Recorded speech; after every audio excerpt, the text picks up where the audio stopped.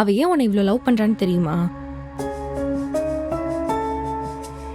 Roshan no சொல்லிட்டான்னு feel பண்ணுறியா? ஃப்ரீயாக விடுறியா? வால் இருந்தால் என்ன பண்ணுவ? ஃபீல் பண்ணுவேன், அப்புறம் ஒரு ரியாலிட்டி புரிஞ்சுக்கிட்டு மூவ் ஆன் பண்ணிடுவேன். 3 வருஷம் ஆனாலும் அப்படியே இருப்பியா?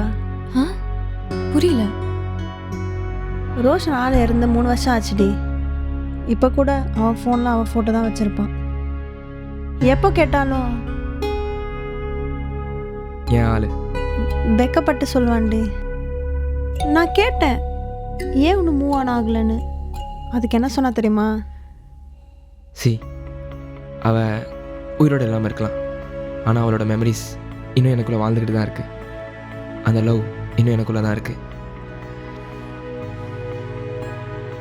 என் ஆள் அவ. இந்த உலகத்திலே இல்லாத ஒருத்திய நீ ஏன் அவ்வளோ லவ் பண்ணும்போது அந்த லவ் அவளுக்கு வேணும்னு அவ ஏன் ஆசைப்படக்கூடாது? இவ்வளோ நாள் உன்னையே நீ ஏமாத்திட்டு இருந்துட்ட.